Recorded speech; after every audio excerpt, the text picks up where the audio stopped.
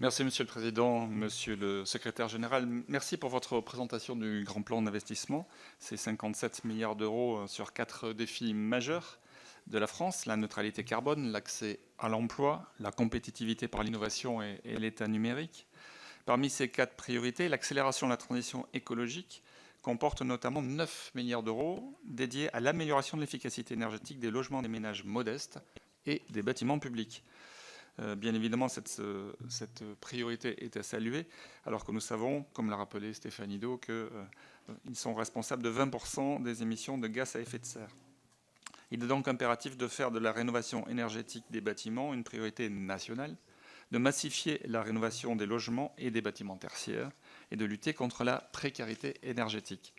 Dans ce contexte, 2 ans après le lancement de ce grand plan, mes questions sont donc les suivantes. Quelle est la part des 9 millions d'euros qui a d'ores et déjà été utilisée, décaissée et investie dans l'amélioration de l'efficacité énergétique des logements des ménages modestes?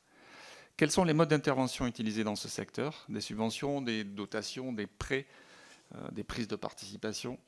Est-ce que vous vous contentez de faire appel à l'ANA ou est-ce que vous avez d'autres modes d'intervention? Troisième question, pourriez-vous nous indiquer le nombre de projets sélectionnés dans ce domaine et si vous aviez quelques projets en tête pour nous citer quelques exemples?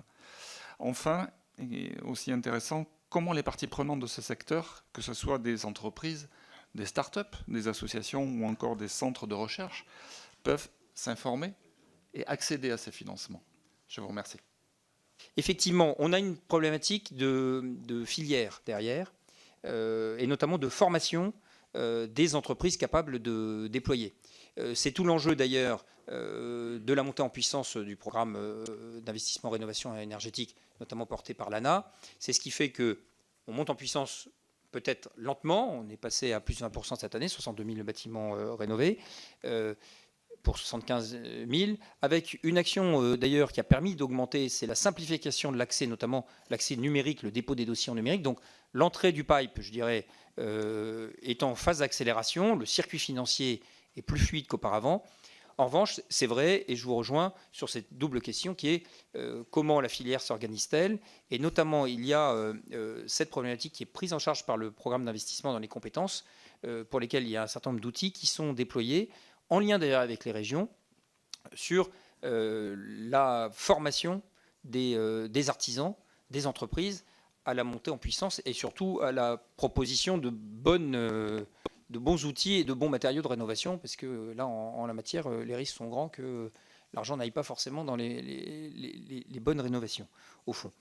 Donc, programme d'investissement dans les compétences, suivi de l'efficacité de la mesure, ceci c'est demandé effectivement alors au ministère et en particulier à l'ANA en l'occurrence.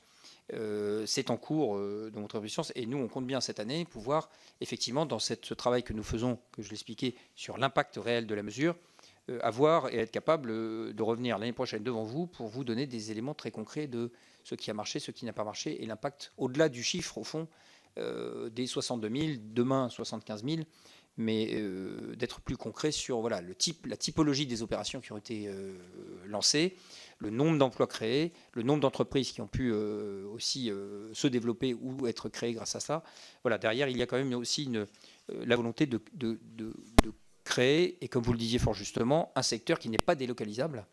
Enfin, pas complètement, même si on a la question des travailleurs détachés dans le secteur, évidemment, de la rénovation et du bâtiment.